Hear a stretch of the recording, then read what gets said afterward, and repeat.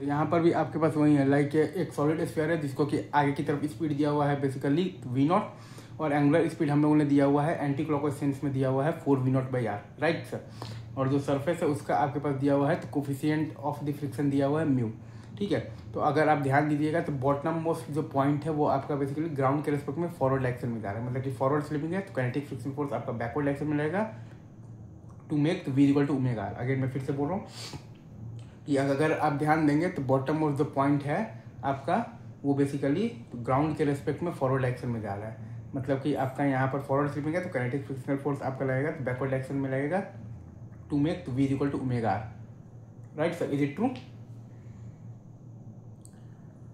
तो अगर आप ध्यान देंगे ना सर तो आप तो चूंकि आपके पास काइनेटिक फ्रिक्शनल फोर्स लग रहा है ना सर, तो बैकवर्ड डायरेक्शन में लग रहा है, और काइनेटिक फ्रिक्शनल फोर्स आपका जो है वो बेसिकली पास करेगा पॉइंट पी से पास करेगा, राइट सर। मतलब कि काइनेटिक फ्रिक्शनल फोर्स का टॉर्क जो है वो आपका 0 होगा तो पॉइंट पी के अबाउट, राइट।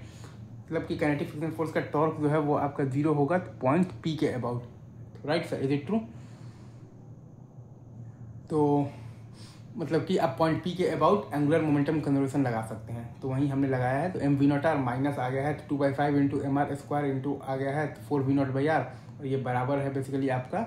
अगर आप ध्यान देंगे ना सर तो जब प्योर रोलिंग स्टार्ट हो जाएगा तब तो आपके पास v is equal to omega r होगा, राइट। जब प्योर रोलिंग स्टार्ट हो जाएगा तब तो आपके पास v is equal to omega r होगा। और सिस्टम का विथ रिस्पेक्ट टू ग्राउंड आप क्या लिखते हैं? सिस्टम का with respect to centre of mass, और प्लस आप लिखते हैं सेंटर ऑफ मास का विथ रिस्पेक्ट टू ग्राउंड। तो वो आ जाएगा आपके पास 2/5 mr² इंटू v/r और प्लस mvr, तो वो आ जाएगा आपके पास 7/5 mvr। तो वहीं आ गया है आपके पास बराबर आ गया है 7/5 इंटू m इंटू तो v ऑफ दी है आपके पास प्योर रोलिंग इंटू r। तो फाइनली आपके पास क्या आया है कि mv0r माइनस आया है तो 2/5 mr² इंटू आया है तो 4v0/r, और ये बराबर आया है आपके पास 7/5 इंटू m इंटू तो v मतलब कि m इंटू तो v of the pure rolling into r। तो यहाँ से आपके पास बेसिकली तो v प्योर रोलिंग आ गया है -3v0/7, और ओमेगा प्योर रोलिंग आपके पास आ गया है -3v0/7r।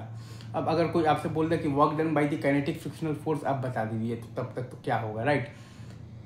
तो हम लोग जानते हैं कि अगेन क्योंकि प्योर रोलिंग स्टार्ट हो गया है तो v equal to omega r है, और system ground is equal to आता है आपके पास system with respect to centre of mass, और प्लस आता है आपके पास सेंटर ऑफ मास तो विथ रिस्पेक्ट टू ग्राउंड, मतलब कि हाफ इंटू आता है आपके पास 2/5 mr² इंटू v/r का होल स्क्वायर, और प्लस आता है आपके पास हाफ mv²।